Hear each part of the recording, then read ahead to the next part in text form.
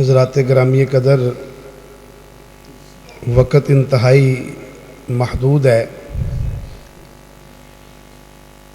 اس لیے پروگرام کی کچھ ترتیب یوں ہے۔ انتہائی مختصر پروگرام ہے، چند کلمات اس حوالے سے میں آپ کے سامنے عرض کروں گا، پھر اس کے بعد خطیب پاکستان حضرت مولانا حبیب الرحمن مدن پوری حافظہ اللہ تعالی مختصر ان کا خطاب ہوگا، اور اس کے بعد عزیزم حافظ محمد حسن بن حافظ محمد مدثر انشاءاللہ ہم سب ان کا آخری سبق سنیں گے، پھر اس کے بعد دعا، اور دعا کے بعد آپ کی ضیافت کا انتظام ہوگا، اور پھر اس کے بعد عصر کی نماز کا ٹائم۔ ان الحمد للہ نحمده ونستعینه ونستغفره، اما بعد فاعوذ باللہ السمیع العلیم من الشیطان الرجیم۔ صاحب ذرا آواز کو دیکھیں۔ بسم اللہ الرحمن الرحیم، انا نحن نزلنا الذکر وانا له لحافظون، صدق اللہ العظیم۔ حضرات محترم، یہ قرآن مجید اللہ رب العزت کی وہ عظیم الشان کتاب ہے کہ جس کی مکمل حفاظت کا ذمہ اللہ نے اپنے ذمہ لیا ہے۔ آپ حضرات دیکھیں، نبی علیہ السلام کی رحلت کے بعد، آپ کی وفات کے بعد سے لے کے آج تک تقریباً 1400 سال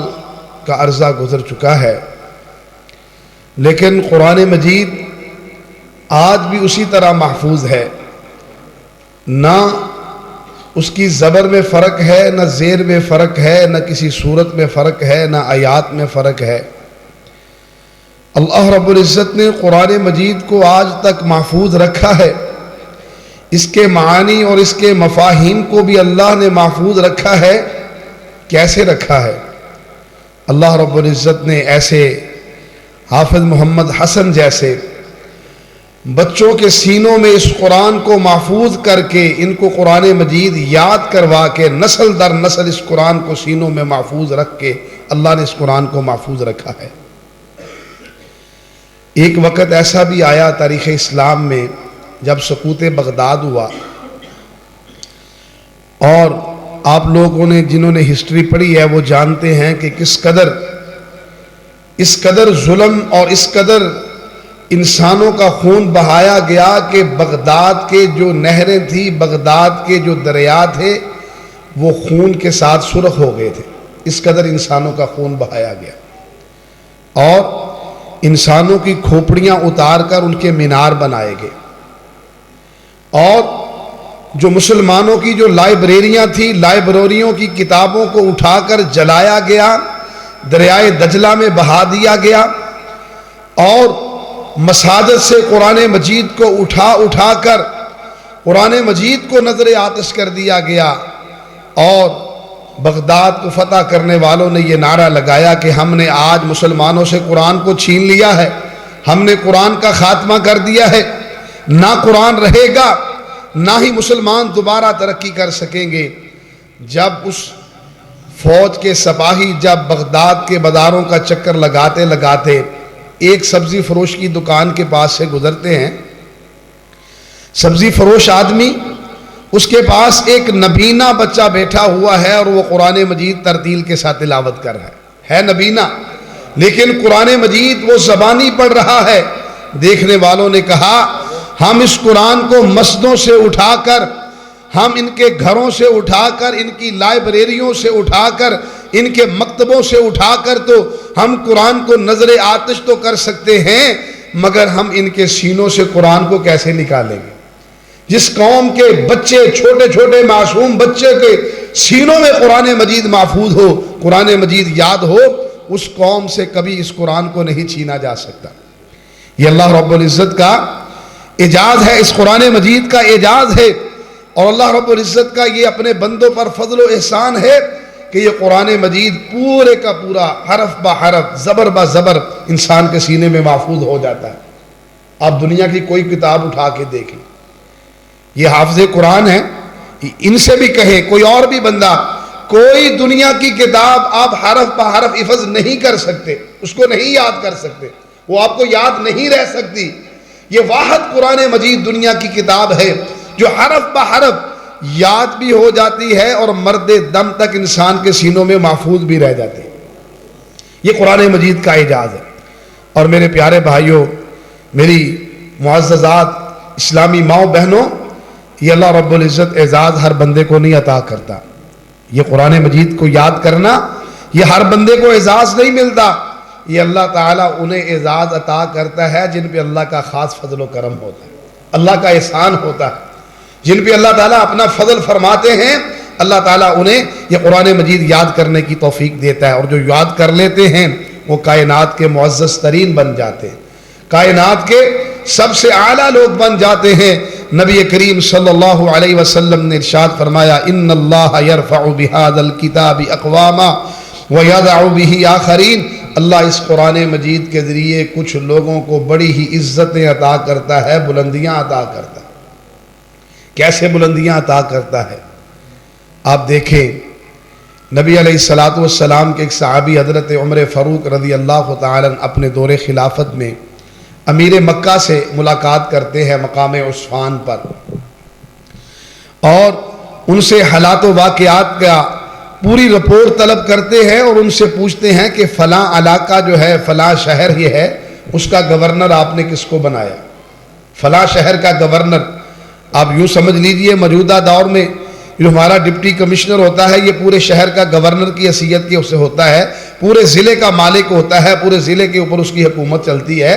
اس دور میں نبی علیہ السلام کے صحابہ کے دور میں، خلافت راشدہ کے دور میں، جو ایک شہر کا ذمہ دار ہوتا تھا اس کو گورنر بولتے تھے یا اس کو والی بولتے تھے۔ تو پورے علاقے کا، پورے شہر کا، پورے ضلع کا آپ نے والی اور گورنر کس کو بنایا؟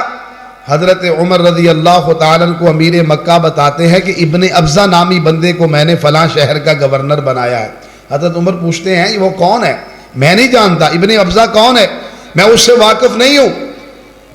امیر مکہ کہتے ہیں وہ ہمارے غلاموں میں سے ایک غلام ہے۔ حضرت عمر رضی اللہ تعالیٰ عنہ حیران ہو کے اس سے پوچھتے ہیں کہ کیا تو نے ایک غلام کو پورے شہر کا گورنر بنا دیا ہے؟ پورے علاقے کی حکومت ایک غلام کے سپرد کر دی ہے؟ وہ امیر مکہ کہتے ہیں امیر المومنین، میں نے جس کو گورنر بنایا ہے، جس غلام کو گورنر بنایا، ایسے نہیں بنایا، وہ ہمارے لوگوں میں سے سب سے زیادہ قرآن کا عالم ہے، وہ قرآن کو پڑھنے والا ہے، قرآن کو یاد کرنے والا ہے، قرآن کو سمجھنے والا ہے۔ میں اس قرآن کے علم کی وجہ سے، اس قرآن کی وجہ سے میں نے اس ایک غلام کو پورے شہر کا گورنر بنا کے اس کی حکومت اس کے سپرد کر دی ہے۔ حضرت عمر رضی اللہ تعالیٰ عنہ کہتے ہیں جب میں نے یہ بات سنی تو مجھے نبی کریم صلی اللہ علیہ وسلم کا یہ فرمان یاد آ گیا کہ واقعتاً سچ نبی علیہ السلام نے فرمایا ان اللہ یرفع بہذا الکتاب اقواما، اللہ اس قرآن کے مجید کے ذریعے لوگوں کو عزتیں اور بلندیاں عطا کرتا ہے۔ بھائیو، آج ہماری بھی عزت اسی میں ہے کہ ہم قرآن سے جڑ جائیں اور صرف قرآن لفظی نہ پڑھیں، صرف لفظ قرآن مجید کے الفاظ کو یاد نہ کریں، بلکہ الفاظ کو یاد کرنے کے ساتھ اس کے مفہوم کو سمجھیں، اس کے معانی کو سمجھ کے اس کے مطابق اپنی زندگیوں کو بنائیں۔ پھر دیکھیے ہماری زندگیوں میں کیسے انقلاب آتا ہے۔ میرے نبی علیہ السلام کے صحابہ، وہ جو لوگ تھے جو عرب کے بدو تھے، جو ان کو اٹھنا بیٹھنا نہیں آتا تھا، جن کو کھانا پینا نہیں آتا تھا، اللہ نے اس قرآن کے ذریعے جب انہیں ہدایت دی، انہوں نے قرآن کو پڑھا، سمجھا، اپنی زندگیاں قرآن کے مطابق بنائی، اللہ تعالیٰ نے ان لوگوں کو دنیا کا امام بنایا۔ دنیا کے امام پیغمبر کے صحابہ بنے ہیں، عرب کے بدو جنہوں نے دنیا پہ حکومت کی ہے۔ حضرت عمر فاروق رضی اللہ تعالیٰ عنہ کو ہی لے لیجئے کہ جن کی حکومت 22 لاکھ مربع میل پر جن کی حکومت تھی اور ایسے منظم تھے۔ اور میں آپ سے یہ بات عرض کرتا چلا جاؤں، یہ مبالغہ نہیں ہے کہ اب برطانیہ جیسا ملک ایک وقت ایسا تاریخ میں آیا کہ یہ بھی تباہی کے دہانے پہ کھڑا تھا۔ یہ برطانیہ جس نے پوری دنیا پہ حکومت کی ہے، یہ بھی تباہی کے دہانے پہ کھڑا تھا جب اس کے ذمہ داران سر جوڑ کر بیٹھے